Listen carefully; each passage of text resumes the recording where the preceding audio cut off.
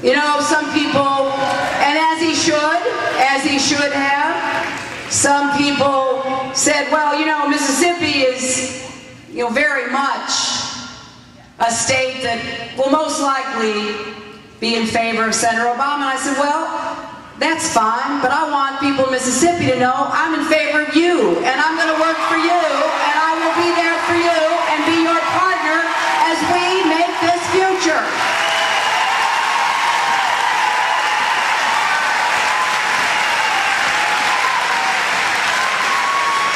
And what we have to decide is, what will this future look like?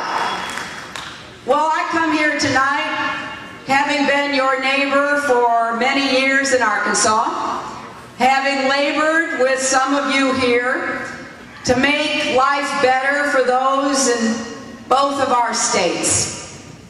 So what I did was to work to expand health care into rural areas, to bring to particularly the Delta, the Pine Woods of the South, access to health care that had not been there before.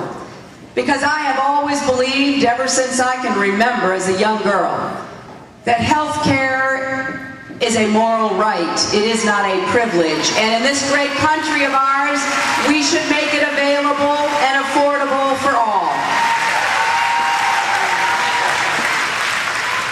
And for many years, I worked to improve education in Arkansas.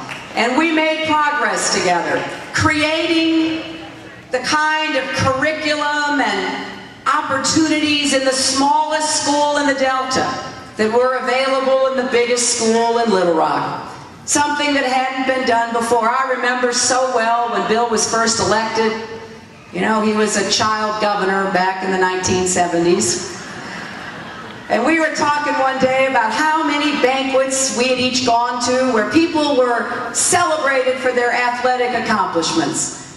And I said, but Bill, there are so many young people across our state who never get recognized, who are the academic stars. So we started inviting to the governor's mansion in 1979 the young men and women who were the valedictorians and the salutatorians and the honor graduates, and we stood in that living room and we shook the hand of every single one of those thousands of young people. And we asked every one of them, well, now that you're graduating, what are your plans?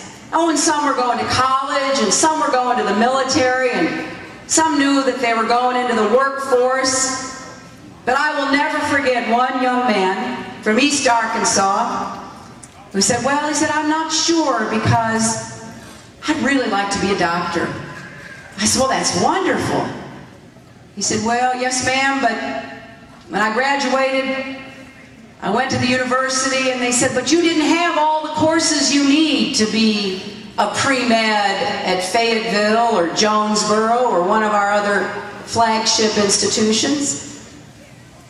And he said, well, what was I to do? And they said, well, maybe you could go back to high school somewhere else. And I looked at that young man standing there with his mother, he had done everything right. He was the top student. He was the president of the student council. He was the football star. And his dream was at the very least about to be deferred, if not denied. And I resolved then that we would do whatever we could to make sure that we gave a truth to the dreams of those young men and women. So we made a lot of changes. And I was very proud that when Arkansas voted a few weeks ago, I got 70% of the vote, including all but 3 counties in the Delta. Because the people of Arkansas, just like the people of Mississippi, they're looking for somebody who will be a partner. Somebody who will say, we can do this together. We're not talking about a helping hand that reaches down, but one that lifts up. And that's what I hope to do as your president. Because when I think about the work ahead, we need to be empowering people so they can live up to their God-given potential, so that they have the same opportunities that so many of us took for granted, no matter where they live throughout this state. That's why I believe strongly that we need a president who gets up every day in the White House and says, what am I going to do today for the American people? How am I going to help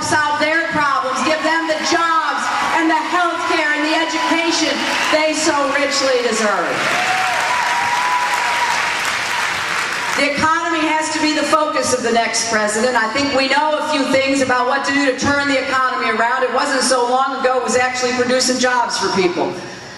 You know, back in the 1990s, sometimes when I say I think we've got some things to learn from the 1990s, somebody will say, well, you know, that's ancient history.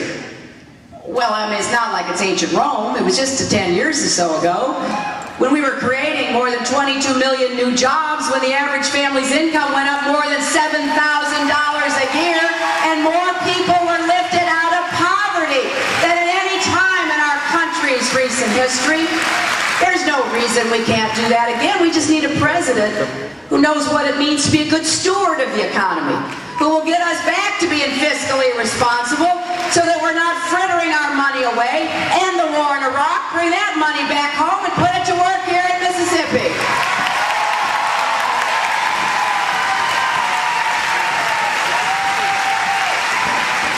Amen. And when we put it to work, here are some of the things we're going to do. We are going to create new jobs. The best way to create new jobs is with clean, renewable energy. It can revolutionize how we live and work.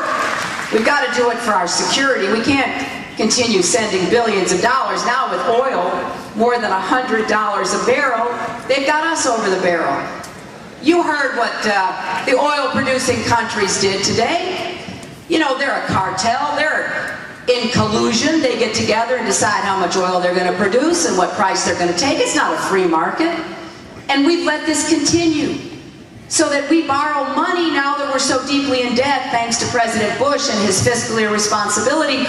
We borrow money from the Chinese to buy oil from the Saudis. Well, I will guarantee you this. I will not be a president who holds hands with the Saudis. I'll hold them accountable so that we can begin to get the price of gas down here in Mississippi and across the country. I don't know about you, but I would bet there are a lot of people here in Mississippi who can't afford the gas there is now, and if it keeps moving up toward $4 a gallon, what are people going to do? So we're going to investigate these oil prices. We're going to hold them accountable, but the most important thing we can do is to begin to end our dependence on foreign oil. And the only way we're going to do that is to have a president committed to a plan that we can implement. And I know we can do this with more energy efficiency and solar and wind and geothermal and all the other possibilities from biofuels. This is exciting. This is like our space race equivalent. If we have the same approach and commitment to ending our dependence on foreign oil and beginning to move away from a carbon-based economy, we will not only enhance our security and protect our environment, we will put millions of Americans to work, and a lot of them right here in Mississippi, if we do this right. That is my commitment, and I think that's a goal we can meet. We're also going to work to try to finally get quality, affordable health care for every single American, something that I think is long overdue. And there's no doubt in my mind we can do this as well.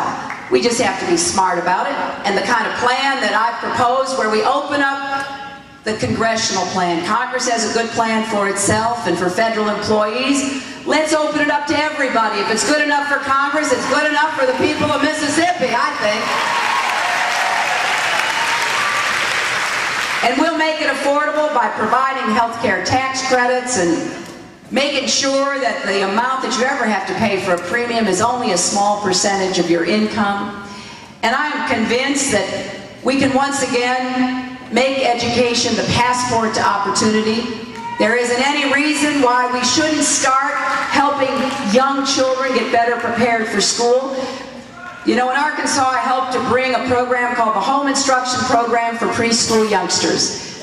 And it was a program to help parents be their children's first teachers. Because I still believe that is the emphasis we need. The family is a child's first school. Parents are a child's first teachers. Let's help those parents be the very best teachers that they can possibly be. And let's be sure we continue to expand early Head Start and Head Start and have universal pre-kindergarten for our 4-year-olds, particularly our disadvantaged 4-year-olds. And yes, I have said many times, and I will say again, I intend to end the unfunded mandate known as No Child Left Behind.